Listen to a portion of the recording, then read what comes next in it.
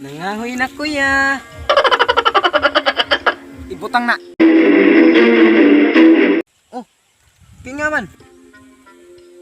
Ay basta ibutang lagi na. Ibutang na. Hala ka, noon sa ka na siya oh. Ingkalit lang kasuko.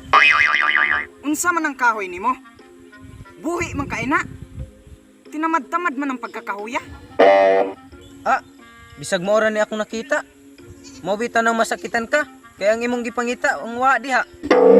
Ah, ayaw kong hugot-huguti ha, kay di ko karilit ana.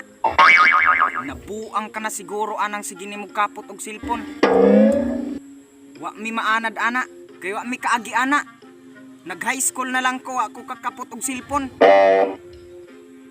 Kay kami sa una, guna ang among gikaptan. Buntag pagani o pa'y pamahaw. Naguna na mi ana. Ah, may gani wa na nimo padayuna. Kay makasira ba yan ang magsigpangguna nga way pamahaw? Ay sos, mutubag pagig ka. Unsa man ang kahoy nimo, musiga ka na. Ah, musiga na? Siga kay na mata nimo nga way kayo-kayo. Kani pa kahang kahoy nga itansog nun sa kayo?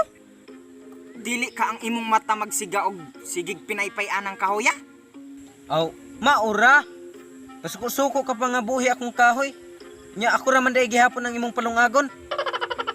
Aw, si kinsa man day ang mulungag di ay nga kita ra mang duha sa atong balay. Ikaw di ay gapungko-pungko ra man gani ka dihi nga mura og way trabaho. Ah, ayaw kog samok-samok ka ha. Gikapoy ra ba kog isip kung unsay malungag nato sa sunod na ako ra man gani nang inabuhi sa tuwa. Oh, may isip na day karon.